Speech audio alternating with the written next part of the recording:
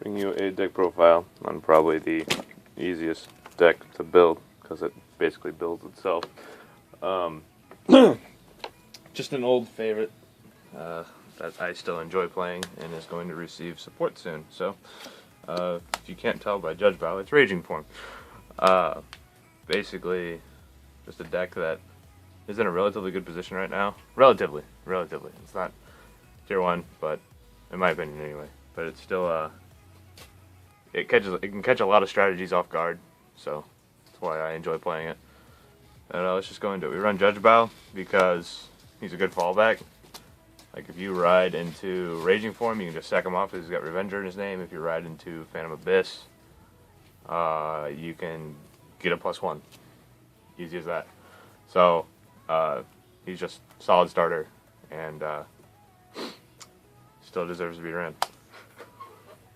Triggers, it's Revengers, pretty standard, 8 crit. Still like the 4 draw.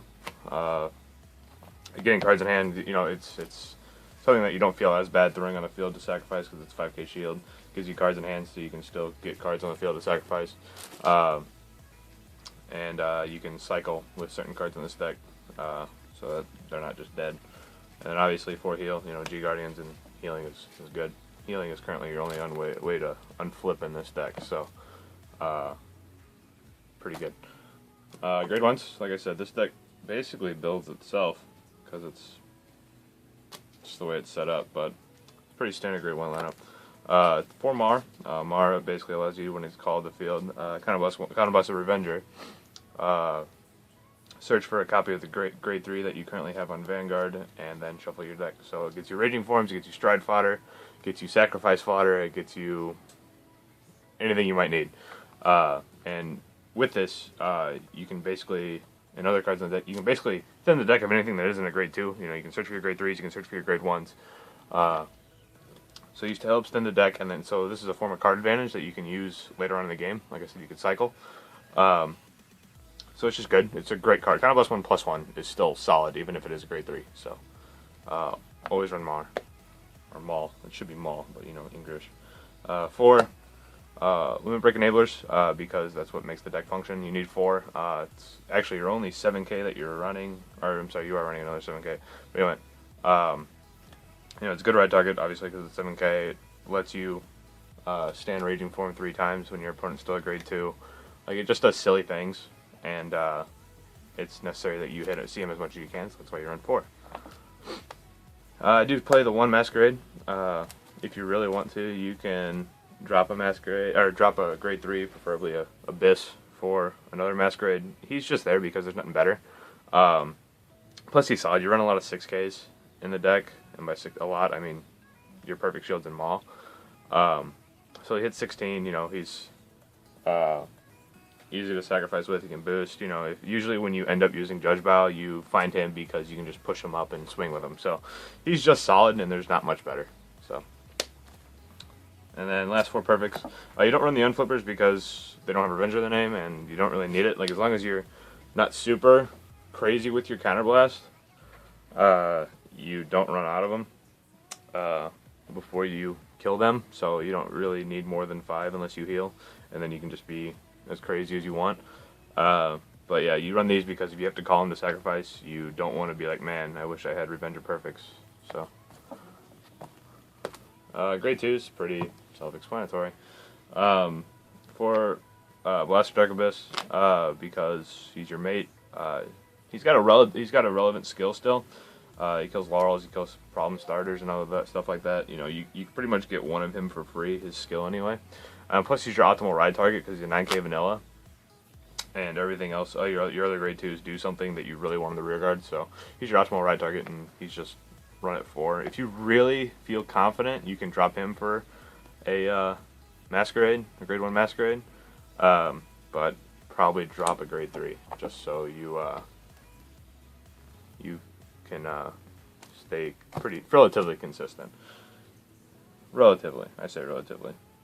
It doesn't change all that much. 4 mana because the card's nuts.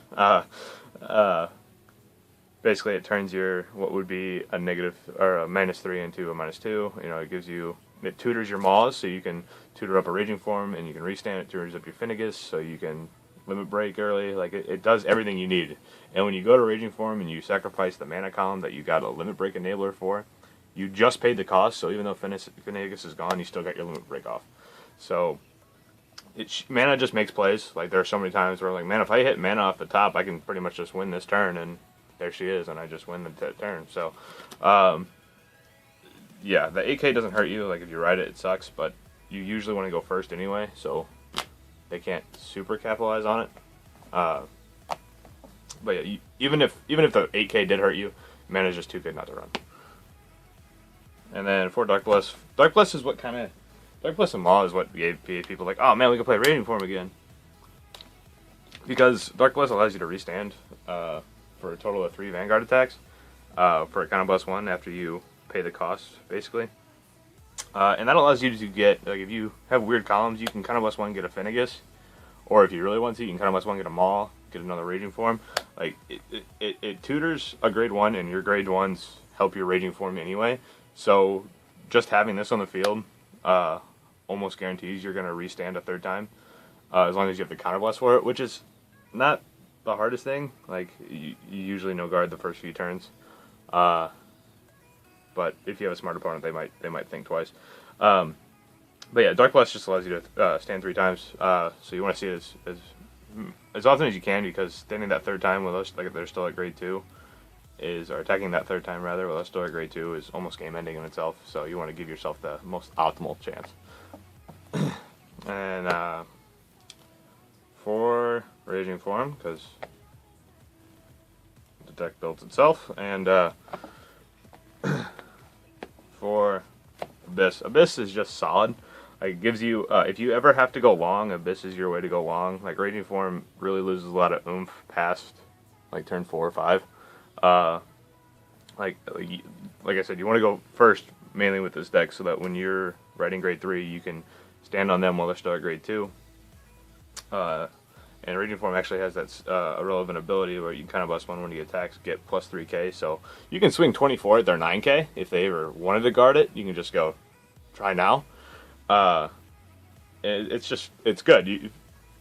It gives them, like, what they could have potentially guarded into, no way I can't guard this, and then you just win. So that's another reason why you want to do this while they're still at grade 2 optimally. But Abyss, when you have to go long and you end up striding and stuff like that, you want to wear down their resources as much as you can, and you ride into Abyss and you stand a couple times. And plus it gets triggers back in the deck. Even if you can't restand, like, you're just out of counter blast, you still shuffle 4 triggers back in the deck, and when you stride, better chance of hitting triggers because you check 3 times. So that's the main reason to use Abyss. Plus, there's not a whole lot left. I doubt you want to use Mordred anymore. It was good with Mordred Abyss because you can just sit on Mordred and stride. But with this deck, you don't really want to stride. You just do it as a fallback if you miss Raging Form. So that's why you run Abyss. It's a great backup Vanguard. And we'll see if that changes with the new support in set 9, but I doubt it. I don't think Hex does a lot, but it might. We'll see.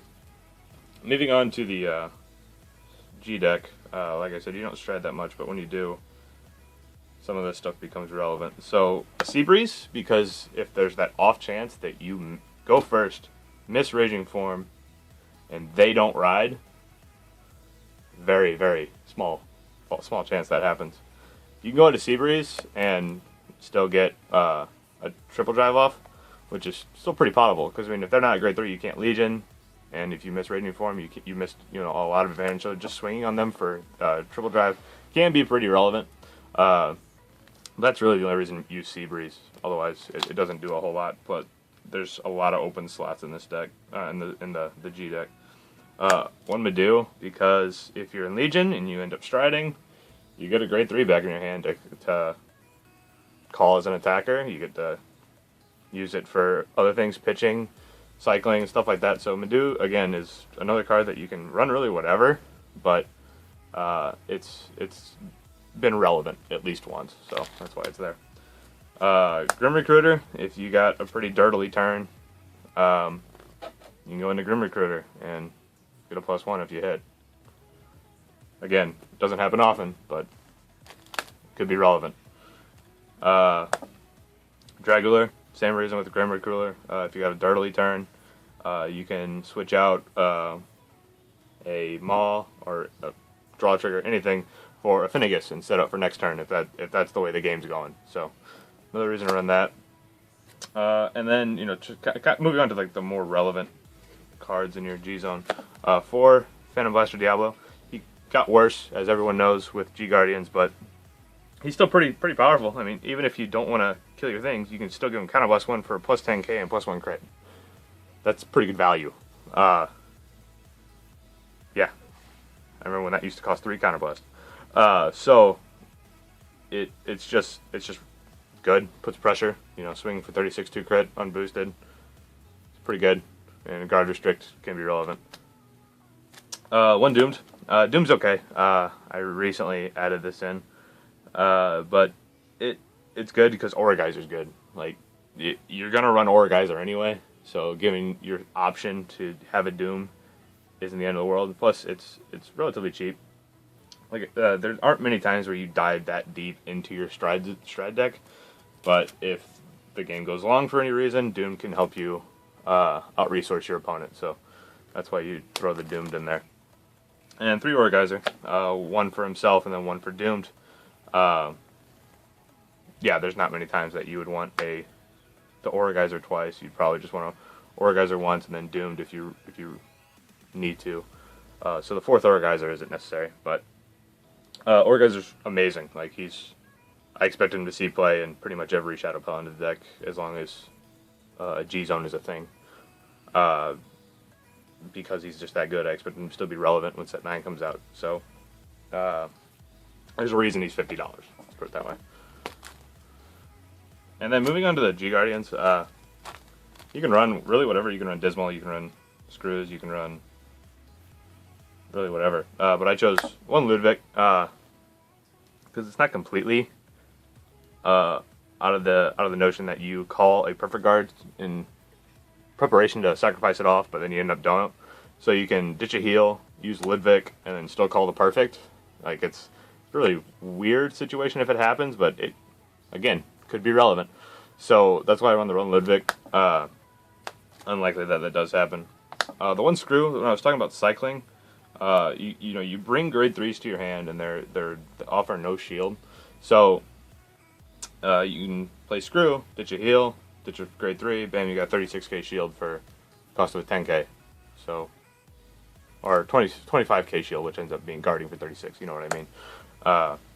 But yeah, that's what I kind of meant by cycling. You add the grade 3s to hand, and you can ditch them to this to help yourself survive. So essentially, you're tutoring a 10k shield to your hand. And then lastly is 2 a Gleam. A Gleam is just nuts. Like, it's on guard cycle. So you can fix your hand, you can make plays for the next turn. Like, even if you're over guarding, you can just ditch the heal and try to set up for next turn. Or if you need to dig for more guard, you use a Gleam. Again, you use those grade 3s that you add to your hand in order to find things that you didn't have before. So that's really what makes sense to me. And a Gleam has saved me multiple times by either finding me more guard or allowing me to top deck the mana that I needed to win the game. So yeah, a Gleam's an all-star in this deck,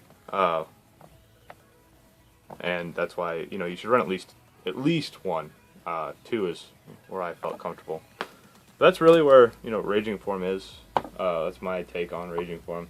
There are not many differences between decks when it comes to Raging Form. As of filming this video, they announced that Raging Form is getting a grade 4 in Set 9, and there is another grade 3 that helps Raging Form. It's a 9k though, but it basically guarantees your ride into Raging Form. We'll see how well that goes, if it's better than Abyss or not. But yeah, for all you Raging Form players out there, you have reason to be excited for when Set 9 drops. Mostly because there's just overall good Shadow Paladin support, hopefully. And it might be able to change up this deck so that it's not so cookie cutter. Give a little variance in the builds, but we'll see. But yeah, this is Qoheleth, Imaginary Goddess, and we'll talk to you next time.